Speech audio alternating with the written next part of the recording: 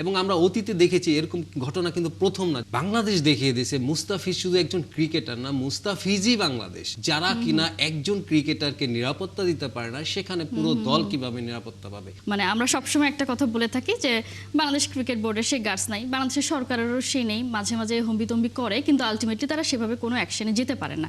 এবার কিন্তু সবাই আসলে প্রমাণ করে দেয়। আমরা দেখলাম সরকারের পক্ষ থেকে কঠোর হস্তক্ষেপ নেওয়া হলো, তারা এই ব্যাপারে সবাই আসলে কথা বললেন এবং বিসিবিও কোনো কালক্ষেপণ না করে তাদের পক্ষ থেকে যেটা করার কথা ছিল সেটাই করলো। আইসিসিকে তারা চিঠি দিয়েছে যে তারা নিরাপত্তা ইস্যু নিয়ে আসলে শঙ্কিত। প্রশ্ন হলো আইসিসির চেয়ারম্যান জয় শাহ ইন্ডিয়ান, মানে আমরা কি আসলে এক্সপেক্ট করতে পারি কিনা যে আইসিসি গ্রিন সিগন্যাল দিয়েছে কিন্তু ফল আমাদের পক্ষে আসবে? না দেখুন, আমরা কিন্তু সবসময় জানি যে খেলাধুলা, আমরা বলি খেলার সঙ্গে ধুলা শব্দটা ইউজ করি, এবং ধুলা সাধারণত কি হয়, খেলতে গেলে ধুলা লাগে এবং ওটা ঝেড়ে আমরা ফেলে দিই, খেলার ধুলা।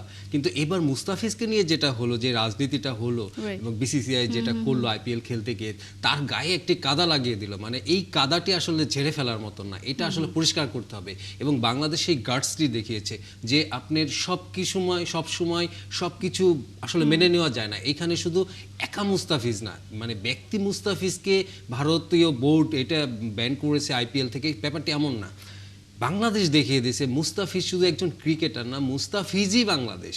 এই 18 কোটি বাংলাদেশ মুস্তাফিজকে নিয়ে, তাই এই লড়াইটা আমাদের আসলে মুস্তাফিজকে সামনে রেখে আমরা এটা লড়াইটা চলছে, যেটা কিনা আমরা বলতে চাচ্ছি পুরো ক্রিকেট বিশ্বকে যে সব কিছু মেনে নেওয়া যায়, কিন্তু অক্রিকেটীয় কোনো যুক্তিতে আসলে তাকে বাদ দেওয়া, এটা মনে হয় কখনোই যায় না। এটা ক্রিকেট বিশ্ব দেখুক বাংলাদেশ কি করতে পারে। আপনি যেটা বলছিলেন যে আইসিসি এখন কি করতে পারে, আমরা কিন্তু আইসিসিকে পরিষ্কার জানিয়ে দিয়েছি, যেটা আপনিও বললেন লাউড অ্যান্ড ক্লিয়ার, যারা কিনা একজন ক্রিকেটারকে নিরাপত্তা দিতে পারে না, সেখানে পুরো দল কিভাবে নিরাপত্তা পাবে।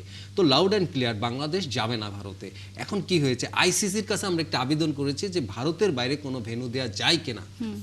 তো যেটা ক্রিকবাজ রিপোর্ট করেছে যে সম্ভাবনা আছে আইসিসি এটাতে নমনীয়, কিন্তু বিসিবির আমাদের যে সূত্র বলছে, বিসিবির যাদের ওদের সাথে যে হালকা একটু আঁচ পেয়েছে, সেটা হচ্ছে যে এই মুহূর্তে আসলে ভেন্যু চেঞ্জ করা, মানে দেশের পুরো চেঞ্জ করাটা, শ্রীলঙ্কায় শিফট করাটা ভারত থেকে বাংলাদেশের ম্যাচ, এইটা আসলে অসম্ভব একটি ব্যাপার। কেননা ওরা যে যুক্তিটা দেখিয়েছে, সময় তো এখনো 1 মাস আছে, অসম্ভব কেন?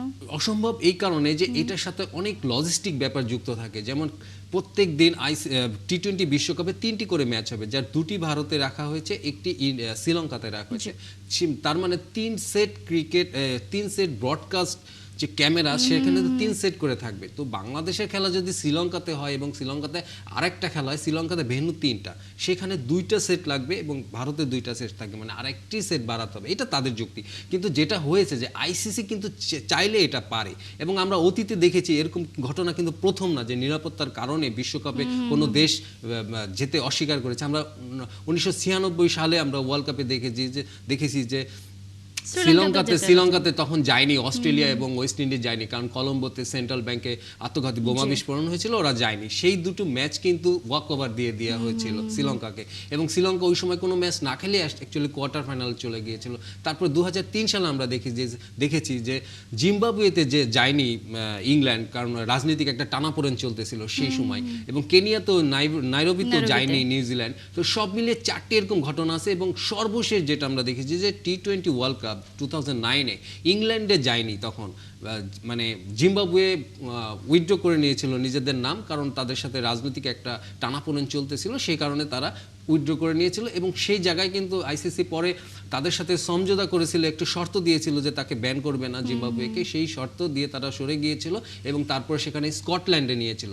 তো সেইখানে এখন আইসিসি কি করে সেটি দেখার ব্যাপার, এবং হাতে আজ এবং কাল এই 2টি দিনই আসলে সময় আছে, এর ভিতরে আইসিসি হয়তো একটা সিদ্ধান্ত নেবেন। কিন্তু আপনি যেটা বললেন যে আইসিসিও কিন্তু আমরা জানি যে ওইখানে জয় শাহ, যিনি কিনা ভারতীয় ক্রিকেট বোর্ডের রিপ্রেসিডেন্ট ছিলেন, তিনিই কিন্তু এখন ওইখানে আইসিসি চেয়ারম্যান হিসেবে আছেন।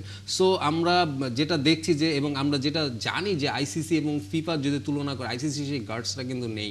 তো সেইখানে খুব বেশি আশাবাদী হওয়ার মতন কিছু নেই। আমার মনে হয় যে আমরা যে ডিসিশনটা নিয়েছি যে আমরা খেলতে যাব না, আমাদের নিরাপত্তা শঙ্কা আছে সেখানে,